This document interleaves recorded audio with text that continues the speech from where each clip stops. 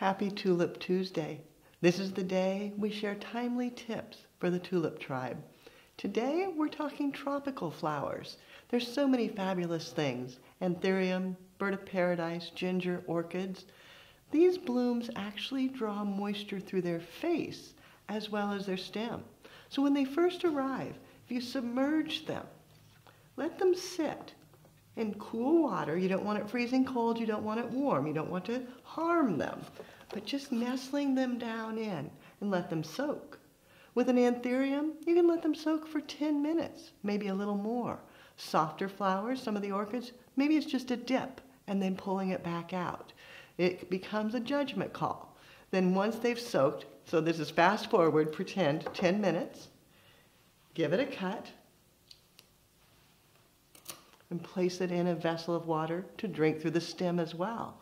Once it has dried, one more step. Spray it down with Crowning Glory. This will lock the moisture in, sealing it so it lasts as long as possible. Now you know your tropicals will last so much longer with just a few special tips.